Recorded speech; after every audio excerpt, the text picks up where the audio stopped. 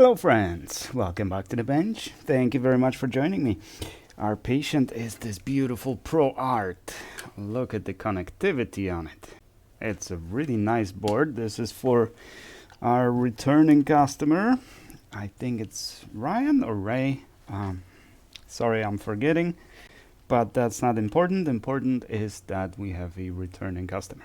Returning customers are always most appreciated because that means we did something good, something right last time.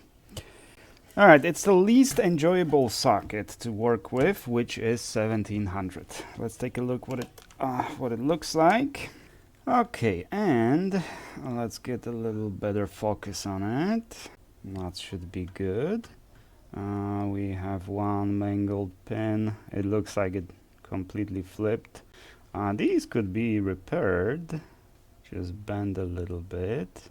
The rest, oh, here we have a damage. See, that's what it's supposed to look like when you have a socket drop or CPU drop on it, right? This is what it's supposed to look like. Last time we had one that was supposedly after CPU drop, but it had missing pin and some mangling over here. All right, well, we're not going to be doing surgery on it because it's a big board. It's Intel, so there's crap around it, unfortunately, but what are you gonna do? The outline is not the best, but I've seen worse. Yeah, not the best, but we have nice little corner over here that we can use for aligning, and looks like it's sitting exactly on the line. No, it's yeah. That's why the outlining or aligning the socket is so difficult, because it's going to look different when it's not soldered on. It's going to sit a little higher, right, before it drops, and that's when you have to align it. So you have to look at it roughly from this perspective, and as you can see, it just aligns completely with the line. And if we look on this side, it's a little bit off, right? So it should be shifted a little bit to the left. We have to remember that. And the top is going over the line at the top, and at the bottom it is difficult to see because we have to remove but it looks like it's a little bit off at the bottom, so it just touches the line, but the top is going over the line, and the left is definitely going a little bit over the line. You just want to look at it from this perspective, like this, so it's in the center of the scope. Because if you move it to the right, then you see the line, right? You move it to the left, you don't see the line. So you want it in the center, and that's how we are going to align it. Alrighty, so we just need to disassemble it, and we're gonna use 559, Omega 559, just to test it out. Or shall we use beeswax? What was the benefit of the beeswax? It doesn't burn. Higher temperature. 559 burns faster, but it cleans well. I'll think about it. We still have some time because first I have to disassemble it and prep everything.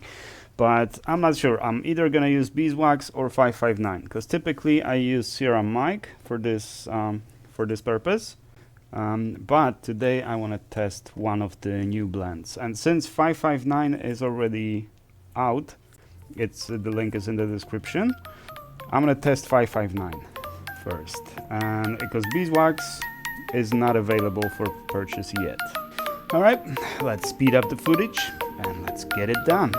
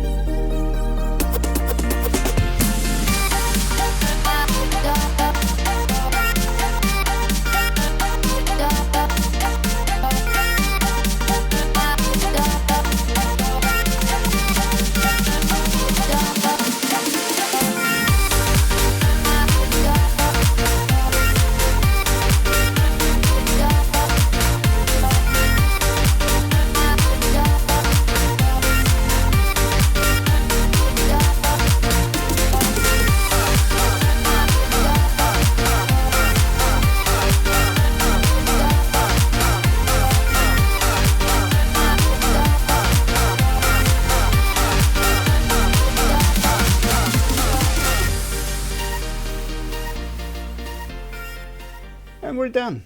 Not much to it. Everything went pretty well. I used the new compound. This is a modification of my 559 formula. It doesn't bubble that much. It almost doesn't bubble. It still bubbles a little bit, but almost no bubbling. And the reason for that is there's barely any alcohol in it left. But for that reason, it's a little thick, so it's a little difficult to dispense, especially if you put the needle on. If you do it without the needle, it dispenses easily. Look at that. Do you see how thick it is? Yeah, look at that. So it's very thick, but because of that, it doesn't bubble, or not much at least. For that reason, it's also pretty easy to clean.